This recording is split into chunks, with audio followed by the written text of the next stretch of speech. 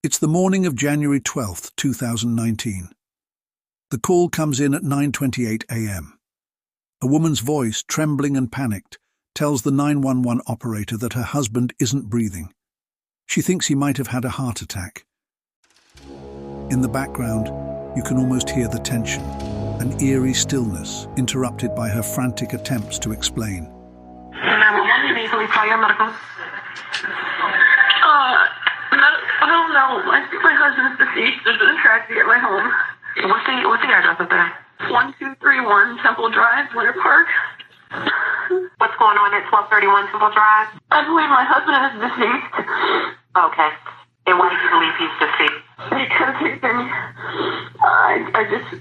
spasming. He's wounded. He might have had a heart attack. I don't know. She says she's been trying to wake him up for hours. But as the conversation unfolds, something feels off. This isn't just a grieving wife. There's hesitation in her voice, a pause before every answer, a story that feels incomplete, like pieces are deliberately being held back.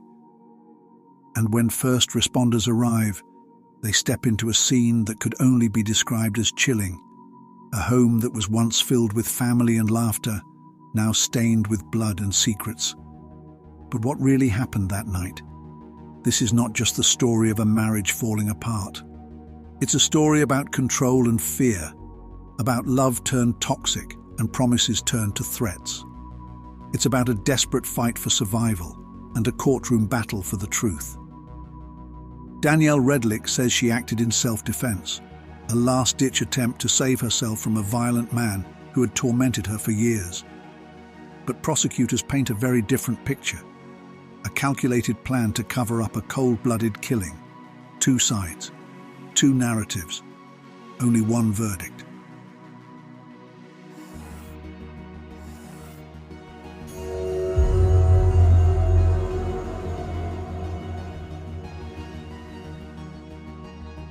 Was Danielle truly fighting for her life that night? Or did she take the life of a man who simply wanted to save his family? Before we begin, if you find these stories captivating and thought-provoking, consider supporting this channel. A like, a share, a follow. Every action helps us bring you stories like this, stories that deserve to be told. Thank you for being part of this journey. Now let's uncover the truth behind the Redlick case, a case where nothing is as it seems and everything is at stake. From the outside, Michael Redlick's life seemed like the kind of story that people dream about. He was a man who had made it big, a well-known name in the world of sports management. He had worked for organizations that people admire from afar: the Cleveland Browns, the Memphis Grizzlies, the University of Central Florida. His reputation wasn't just built on his career. People saw him as a dedicated father, a man who seemed to balance work and family with a sense of pride. His colleagues spoke highly of him. His friends admired him. His children adored him. But every story has another side. Danielle's introduction into Michael's world was unconventional, to say the least. She met him under the shadow of tragedy. Her mother was fighting an aggressive form of cancer, and Michael was her stepfather. At just 22 years old, Danielle watched her mother lose that battle, leaving her grieving and vulnerable. And somehow, in the aftermath, something between her and Michael shifted.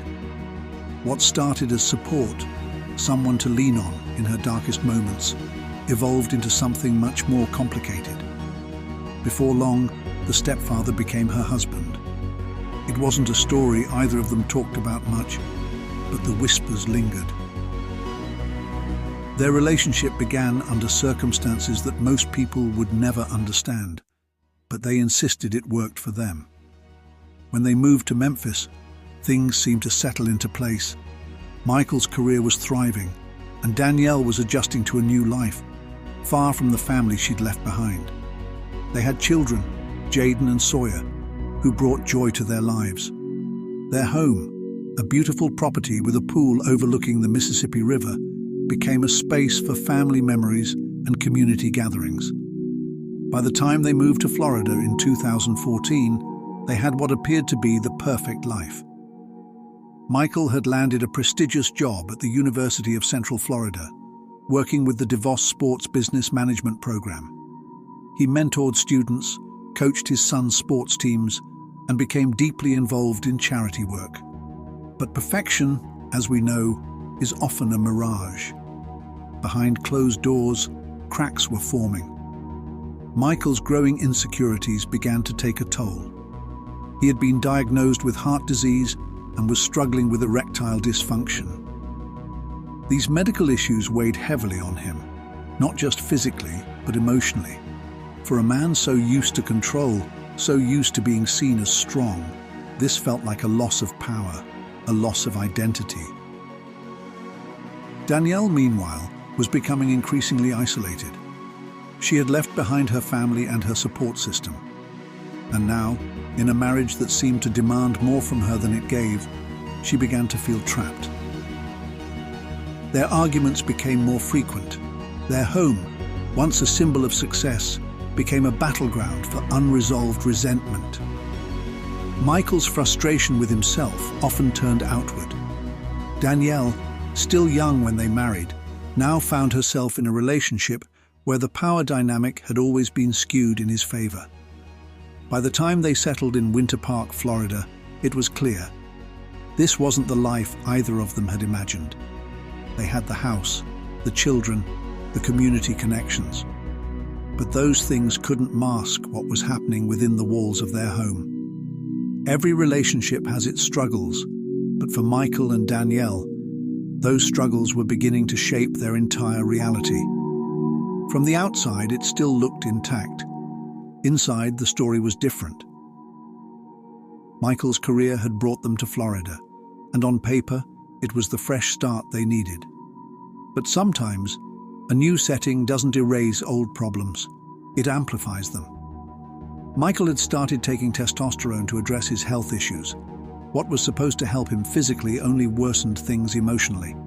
His moods became unpredictable. His frustrations turned to anger, and his sense of control over himself, over his life, over Danielle, seemed to be slipping.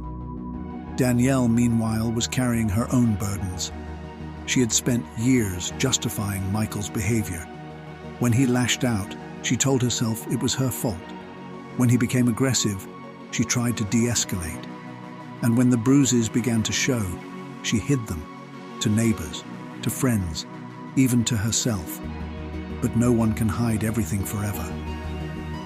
Neighbors began noticing the tension, arguments spilling out into the driveway, doors slamming, accusations whispered through clenched teeth.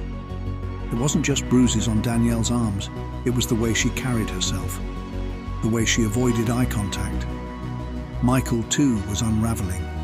His own daughter, Jaden, began to notice the change in him.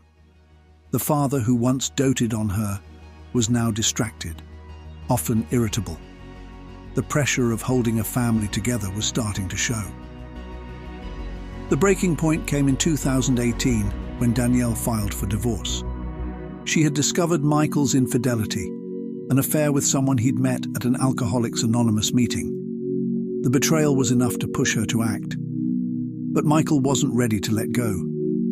In the months that followed, he begged her to reconsider. He promised to change.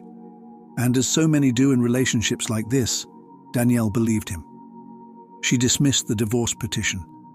She let him move back in. It wasn't just about love. It was about survival. Danielle was financially dependent on Michael. He controlled the money, the house, the lifestyle. Without him, she wasn't sure what she'd have left. But coming back together didn't heal the wounds. If anything, it made them worse. Danielle tried to find an escape, even if just an emotional one. She joined a dating app, not to meet someone new, but to feel like she had options. To remind herself that there was a world beyond the one Michael had trapped her in. Michael found the messages. And from that moment, the arguments became something more, something dangerous. Their teenage daughter, Jaden, was caught in the middle. She described having to pour out her father's liquor, stepping between her parents when things got too heated, trying to protect her younger brother from the tension that filled their home. The house on Temple Drive had become a war zone, and then, one January night in 2019, the war reached its tragic conclusion. The day had started like any other, but by the evening of January 11th, 2019, tension in the Redlick household was at a boiling point. Michael and Danielle had attended their son Sawyer's football game, a rare moment of normalcy in what had been a stormy relationship. After the game, Michael and Sawyer returned home, while Danielle lingered in her car, debating whether to go inside. She had sensed Michael's anger earlier. In a text message to Sawyer's friend's mother earlier that day, Danielle had requested Sawyer stay at the friend's house longer due to what she vaguely described as a family emergency. However, Sawyer ended up coming home with Michael that evening instead, unaware of the escalating tension between his parents. The family was supposed to attend another game the next day, but Danielle's interactions on a dating app had already set Michael off. After seeing texts on Danielle's phone earlier, Michael accused her of being unfaithful. What started as harsh words quickly escalated into yelling. As the argument grew louder, Danielle sent Sawyer to his room, attempting to shield him from what was happening. But the walls in their home were thin, and it's likely he heard every word. Danielle later described what followed as one of the most terrifying moments of her life. She claimed Michael had smothered her, pinning her head against the kitchen counter with one hand while grinding his fist into her face with the other. Trapped and struggling to breathe, she grabbed a knife from the drawer beside her, desperate to defend herself. Michael allegedly taunted her, saying, "What are you going to do? Stab me?" Danielle said she acted on pure instinct, stabbing him once near his armpit. In her testimony, she described the look of shock on his face before he let go of her. As Michael staggered away, bleeding heavily, Danielle locked herself in the bathroom, shaking and panicked. She stayed there for what felt like hours, unsure if Michael was still a threat or if he was even alive. At some point, she emerged, only to find blood smeared across the house, a trail leading from the bathroom to the living room. She found Michael lying on the floor near the couch. At first she thought he might be playing dead, but when she touched his face, it was cold. In a panic, she searched for her phone, trying to call 911, but mistakenly dialed the wrong number. Danielle claimed she attempted CPR, but soon realized it was futile. Overwhelmed with guilt, she began cleaning the scene. She later admitted to erasing text messages from her phone, messages exchanged with a man she had met on a dating app. While much of the night's chaos unfolded, it remains unclear what Sawyer witnessed from his room. Did he hear his parents fighting? Did he step out of his room during the argument? These questions linger, but Sawyer's later statements to police suggested he knew his parents' relationship had been rocky for years. That night, however, he was spared from witnessing the worst of it firsthand. 11 hours passed before Danielle finally called 911. When she did, she told the operator Michael had suffered a heart attack. The confusion and panic in her voice were palpable, but questions lingered. Why had she waited so long? Why had she cleaned up blood instead of immediately seeking help? By the time police arrived, it was too late. Michael was dead, and the home bore the marks of a violent struggle. Bloody footprints, smeared stains, and a scene that told a story far different from Danielle's initial account. When police arrived at the Redlick home, the scene that greeted them was both chaotic and unnerving. Blood streaked the kitchen floor, smears extended to the living room, and signs of an attempted cleanup were evident. Towels soaked in blood were scattered, a mop leaned against the counter, and there were faint footprints leading to Michael's body. Danielle was sitting near the couch where Michael lay lifeless. Her demeanor was perplexing. She appeared distraught, yet there was an eerie composure to her. She told officers that Michael had suffered a heart attack after a fight, later adding that he had stabbed himself. But nothing about the scene matched that explanation. Key evidence quickly emerged. Michael's body bore defensive wounds on his arms and hands, suggesting he had tried to fend off an attack.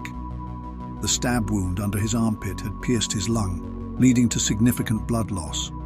Danielle herself had a laceration on her wrist, but it was superficial. Officers suspected it might have been self-inflicted.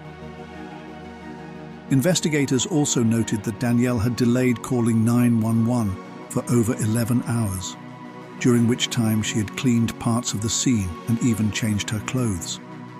Danielle's version of events shifted repeatedly during her initial interviews with police. At first, she insisted that Michael had stabbed himself in a moment of anger, possibly triggering a heart attack. But when pressed on the defensive wounds and the chaotic state of the house, she changed her story, claiming self-defense. According to Danielle, Michael had pinned her down, smothering her to the point of near unconsciousness. She said she feared for her life and grabbed a knife from a nearby drawer to defend herself. The single stab wound, she insisted, painted a far different survival, not murder. They argued that Danielle had lashed out in anger during a heated argument and then concocted the self-defense story after realizing the consequences of her actions. Her delay in calling 911, they said, wasn't out of fear, but part of a calculated attempt to cover her tracks. Text messages Danielle had deleted, exchanged with a man she met on a dating app, were recovered by investigators, and the timing was damning. Some of these messages were sent mere hours before and after Michael's death, suggesting a shocking detachment. The trial was a media spectacle, with both sides presenting their arguments in vivid detail. The prosecution emphasized Danielle's apparent indifference and actions after the stabbing. Forensic experts broke down the blood patterns, explaining how they indicated movement from Michael after the stabbing. He had walked around the house bleeding heavily before collapsing in the living room. This, they argued, proved he could have been saved had Danielle called for help immediately. But the defense brought their own experts to the stand. They highlighted Michael's history of aggression and abuse, corroborated by Danielle's medical records and testimony from a former neighbor who had seen her with bruises. Danielle's attorneys argued that years of emotional and physical abuse had pushed her to a breaking point. They described the moment of the stabbing as an act of desperation, not premeditation. Perhaps the most compelling testimony came from Danielle herself. She recounted years of escalating violence in harrowing detail, describing incidents where Michael had struck her, pinned her down, and even tried to run her over with his car. She spoke of feeling trapped in the relationship, unable to leave for fear of financial ruin or losing custody of her children. Then came the moment that silenced the courtroom. Jaden, Michael, and Danielle's teenage daughter took the stand. Her testimony painted a starkly different picture of her mother. Jaden described Danielle as manipulative, often instigating fights with Michael and creating a toxic environment at home. She recalled times when she had to intervene to de-escalate her parents' arguments and protect her younger brother Sawyer. Jaden's words were devastating for Danielle's defense. She refused to look at her mother as she described the toll the tumultuous relationship had taken on her and Sawyer. The prosecution used Jaden's testimony to reinforce their narrative that Danielle was the aggressor, not the victim. The trial left the jury grappling with a difficult question. Was this a case of self-defense after years of abuse, or was it a calculated act of violence followed by a poorly executed cover-up?